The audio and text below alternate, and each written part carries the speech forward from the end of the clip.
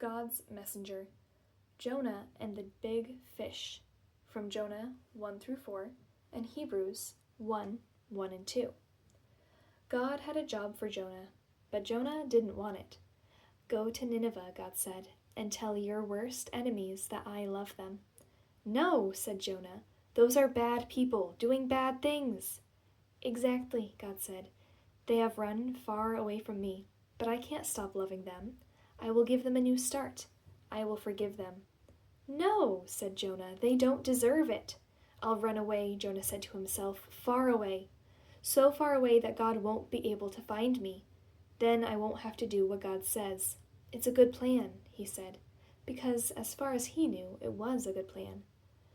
But of course, it wasn't a good plan at all. It was a silly plan, because you can run away from God, but he will always come and find you.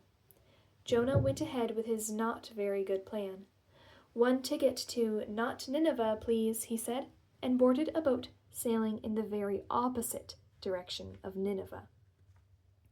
Well, it wasn't long before a fierce wind blew, and the boat started to lurch and pitch and roll, and everyone started to turn green. Jonah sat bolt upright in his bed. You see, the first thing that went wrong with Jonah's not very good plan was that God sent a big storm after him. The sailors couldn't sail their ship properly.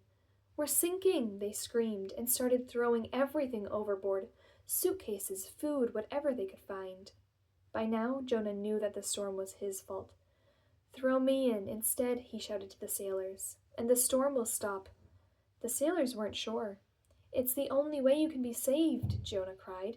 And so, 1, 2, 3, splash! No sooner had Jonah hit the water than the waves grew calm.